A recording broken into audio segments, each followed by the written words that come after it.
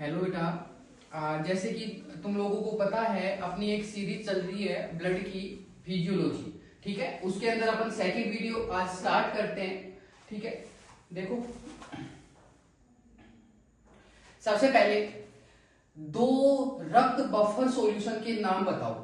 ठीक है, तो इसके अंदर सबसे पहले तो अपने को ये पता होना चाहिए बफर जो होता है ना वो बोलते किसको है। तो बफर का मतलब यही होता है जो पीएच को क्या करता है, संतुलित करता है, वो क्या होता है, बफर होता है। तो रक्त के अंदर दो प्रकार का है। सबसे पहले सोडियम हाइड्रोजन कार्बन NaHCO3 और H2CO3, ये क्या होते हैं, रक्त के अंदर दो बफर सॉल्यूशन होते हैं। फिर उसके बाद में अगली बात करते हैं रक्त की मात्रा। तो रक्त की मात्रा कितनी होती है, अगर एक बॉडी की बात करें तो उसके अंदर रक्त की मात्रा जो होती है वो 5 से 6 लीटर होती है। और अपन एक बात मेल के अंदर हर चीज जो होती है वो ज्यादा होती है, फीमेल के अंदर कम होती है। फिर उसके बाद में अगली बात करते हैं हीमोपोएटिक के ऑर्गन किसको बोलते हैं। तो हीमो शब्द जैसे अपन ने फर्स्ट वीडियो में देखा था, हीमो शब्द किसके लिए यूज होता है बेटा, ब्लड के लिए यूज होता है। ठीक है, फिर हीमोपोएटिक ऑर्गन बोलते हैं किसको है, जो क्या करता है, रक्त का निर्माण करने वाले जो अंग होते हैं उनको क्या बोलते हैं, हीमोपोएटिक ऑर्गन बोलते हैं। इसके अंदर क्या होता है, जो परिपक्व होता है वो किसके अंदर, लाल अस्थि मज्जा मतलब रेड बोन मैरो के अंदर। फिर उसके बाद में शरीर के अंदर जो प्राथमिक हीमोपोएटिक ऑर्गन होते हैं वो क्या, पित्तक कोष, या फिर क्या होता है अतिरिक्त भ्रूणीय झिल्ली जिसको योग के, या फिर लीवर होता है, और स्प्लीन या कि प्लीहा होता है। फिर उसके बाद में आगे देखते हैं रक्त निर्माण की जो प्रोसेस होती है, प्रक्रिया होती है, उस प्रक्रिया को क्या नाम दिया जाता है, हीमोपोइसिस के नाम से जाना जाता है। फिर उसके बाद में रक्त का रासायनिक संगठन। ठीक है, रक्त के अंदर क्या क्या उसका केमिकल कॉम्बिनेशन होता है। देखो सबसे पहले अपने पास में क्या रहेगा, ब्लड रहेगा। ठीक है, उसके बाद में ब्लड के अंदर बेटा दो चीजें, पहला क्या रहेगा, पहला जो रहता है वो रहता है प्लाज्मा, क्या रहता है, प्लाज्मा। और दूसरा जो रहता है वो क्या, ब्लड सेल। ठीक है, याद करने का तरीका है P4 प्लाज्मा होता है, P4 कितना होता है, 55% होता है, और बाकी का जो 45 वो क्या रहता है, ब्लड सेल रहता है। अपने को पता है ब्लड के अंदर 3 प्रकार का, सबसे पहले क्या होता है, आरबीसी होती है, फिर क्या होता है डब्ल्यूबीसी होती है, फिर क्या होता है प्लेटलेट्स होता है। अब इसको डिटेल से देखते हैं।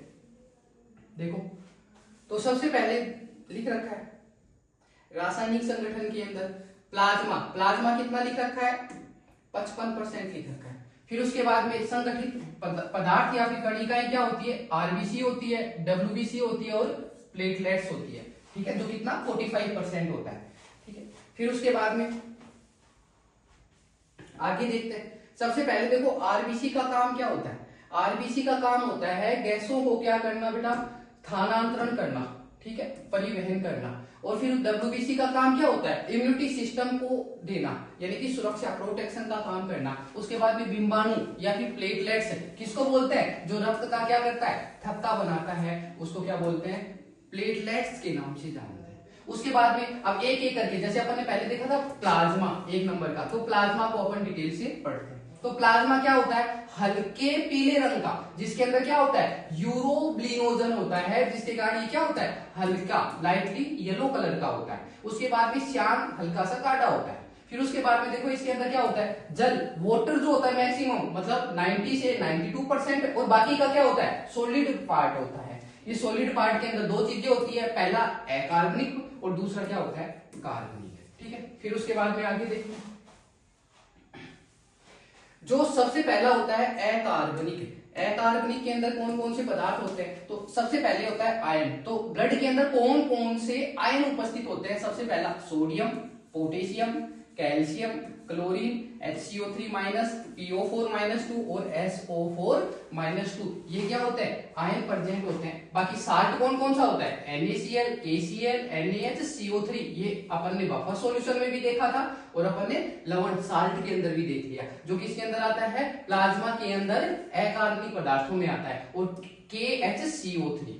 उसके बाद में गैस कौन कौन सी होती है, अपने को भाई दो गैसों का नाम पता है, एक तो CO2 और एक O2, और साथ में क्या होती है, N2 भी होती है। ठीक है, फिर उसके बाद में आगे देखो कैल्शियम क्या करता है, रक्त का थक्का बनाता है। ठीक है। फिर उसके बाद में सेकंड देखो, NaCl जो होता है ना, वो क्या होता है, रक्त में सबसे अधिक मात्रा में उपस्थित साल्ट, लवण होता है। उसके बाद में पहले देखो अकार्बनिक देखा, अब दूसरा जो देखते हैं वो क्या होता है, कार्बनिक होता है। कार्बनिक के अंदर देखो सबसे पहले प्रोटीन, तो ब्लड के अंदर कौन कौन सी प्रोटीन प्रेजेंट होती है, सबसे पहली जो होती है वो होती है बेटा एल्बुमिन प्रोटीन। अब ये एल्बुमिन प्रोटीन क्या होती है, देखो सबसे ज्यादा मात्रा में प्रेजेंट होती है ब्लड के अंदर कौन सी, एल्बुमिन प्रोटीन, और आकार में क्या होती है, सबसे छोटी, लेकिन इसका फंक्शन क्या होता है, BCOP को कंट्रोल, नियमन करने का काम करती है। ठीक है, BCOP की फुल फॉर्म क्या होती है, ब्लड कोलाइड ऑस्मोसिस प्रेशर।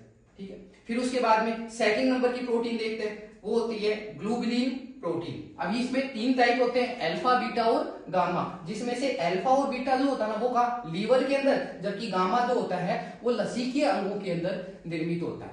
फिर उसके बाद में अगली बात करते हैं, इसमें क्या होता है, इंपोर्टेंट IG यानी कि इम्यूनोग्लोबिन होता है। ये 5 प्रकार की होती है, देखो कौन कौन सी होती है। सबसे पहली जो होती है वो क्या होती है, IgG टाइप की, दूसरी IgA होती है, IgM होती है, IgD होती है और IgE होती है। इसके साथ में कुछ इंपोर्टेंट क्वेश्चन लिख रखे हैं। पहला क्वेश्चन क्या लिख रखा है, IgG क्या होती है, जो प्लेसेंटा को क्या कर सकती है, क्रॉस आर पार कर सकती है। IgA क्या होती है, कोलेस्ट्रॉम, मतलब जब डिलीवरी कंप्लीट होती है, डिलीवरी कंप्लीट होने के बाद में जब बच्चा माँ का दूध पीता है फर्स्ट टाइम, तो उसको अपन खींच या फिर क्या बोलते हैं, कोलेस्ट्रॉम बोलते हैं, और उसके प्रथम दूध के अंदर IgA होती है। अगला जो होता है वो क्या होता है, IgM क्या होती है, लार्जेस्ट होती है। IgD जो होती है वो बी लिम्फोसाइट जो होता है ना उसकी सरफेस के ऊपर प्रेजेंट होती है। उसके बाद में IgE क्या होती है, एलर्जी के लिए उत्तरदायी होती है।